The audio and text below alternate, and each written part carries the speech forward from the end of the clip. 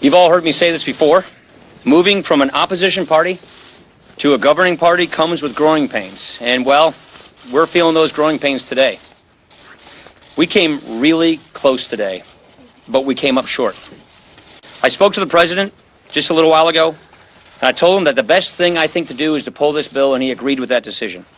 I will not sugarcoat this. This is a disappointing day for us. Doing big things is hard.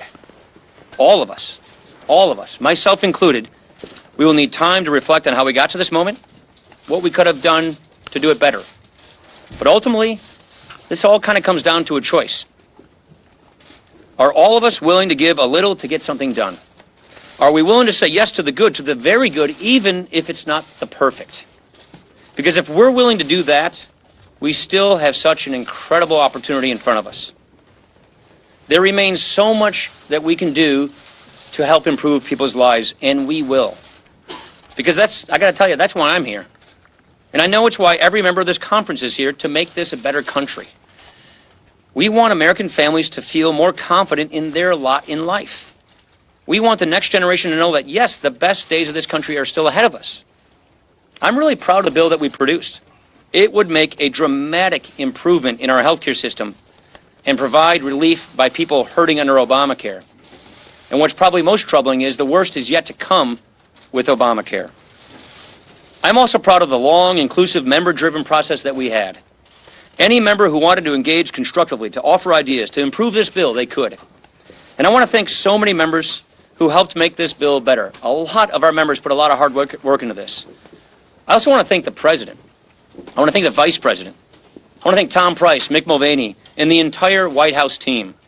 The President gave his all in this effort. He did everything he possibly could to help people see the opportunity that we have with this bill. He's really been fantastic. Still, we got to do better, and we will. I absolutely believe that. This is a setback, no two ways about it. But it is not the end of the story, because I know that every man and woman in this conference is now motivated more than ever to step up our game, to deliver on our promises. I know that everyone is committed to seizing this incredible opportunity that we have, and I sure am. Mr. Speaker, two questions on health care, actually. One is, talk about real people. Now you've got a law in the books, the Affordable Care Act, that you guys don't like, the White House doesn't like, but it's going to be the law for the foreseeable future. Do you plan to try to help it along and prop it up, or do you plan to just let it wither? Yeah, this is the problem. I worry. The question is we kind of prop it along and try and prop it up. It is so fundamentally flawed. I don't know that is possible. What we're really worried about is, and you've heard me say this all along, is the coming premium increases that are coming with a death spiraling healthcare system. That is my big concern. We just didn't quite get consensus today. What we have is a member-driven process to try and get consensus. We came very close, but we did not get that consensus. That's why I thought the wise thing to do is not proceed with a vote, but to pull the bill and see what we can do. But I don't think the law, as it is fashioned or anything close to it, is really going to be able to survive. Will you work on legislation now to try to... We'll see. We're going to go back and figure out what the next steps are. Yeah. Can you explain if it is the conservatives of the Freedom Caucus who effectively drove out your predecessor, John Boehner? Are they responsible for the defeat here today? Well, I don't want to cast blame. There is a block of no votes that we had that is why this didn't pass. They were a sufficient number of votes that prevented it from passing, and they didn't change their votes. We were close. Some of the members of that caucus were voting with us, but not enough were, and therefore, and I met with their chairman earlier today, and he made it clear to me that the votes weren't going to be there from their team, and that was sufficient to provide the balance to not have this bill pass. Mr. Speaker, you all swept the House, won the majority with the promise to repeal Obamacare. The majority in the Senate with the promise That's to right. repeal Obamacare. The White House with the promise to repeal Obamacare. How do you go home to your constituents and send all of your members home to their constituents saying, you know what, it's not even 100 days into the administration. Sorry, folks, we just can't figure it out. Dana, it's a really good question. I wish I had a better answer for you. I really believe that Obamacare is a law that is collapsing. It's hurting families. It's not working. It was designed in a fundamentally flawed way. We believe this bill is the best way to go, but we just didn't quite get the consensus to get there. Mr. Speaker. Two questions for you, if you don't mind. Number one, the bottom line is Obamacare right now remains the That's law right. of the land. Is that going to change in 2017?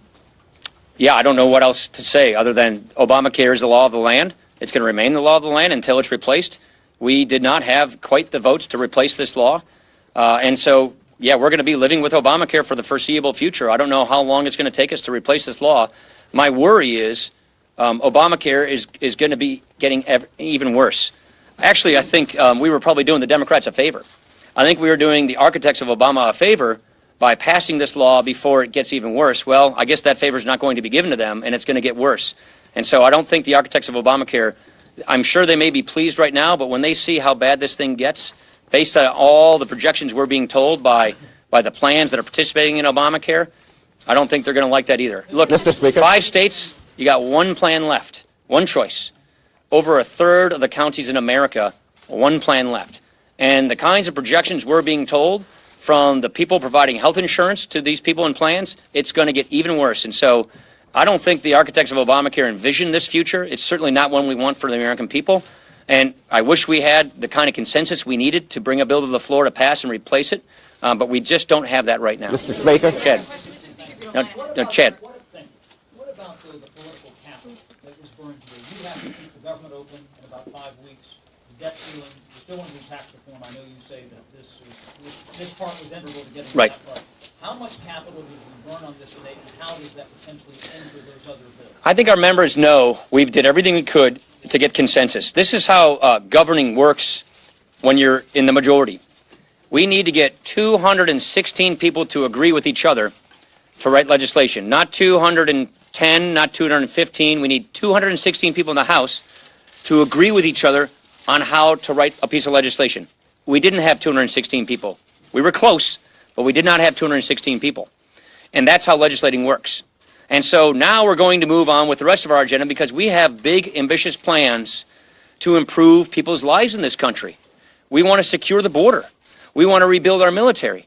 We want to get the deficit under control. We want infrastructure, and we want tax reform. To the last question you asked me about tax reform, Chad, yes, this does make tax reform more difficult, but it does not in any way make it impossible. We will proceed with tax reform. We will continue with tax reform.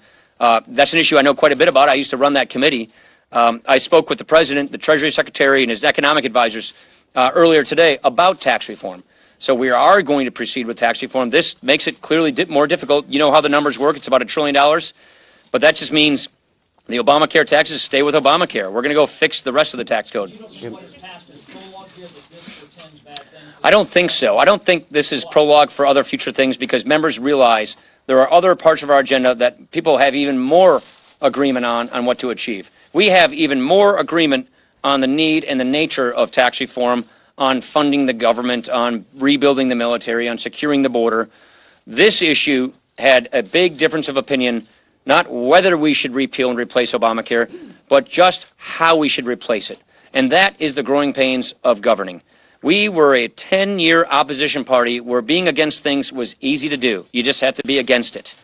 And now, in 3 months' time, we try to go to a governing party where we actually have to get 216 people to agree with each other on how we do things. And we weren't just quite there today. We will get there, but we weren't there today. Yeah. Hi, Anna Ederson from Bloomberg. I was wondering if you're going to move ahead with phase 2 and 3, HHS phase 2, and here with phase 3 legislation.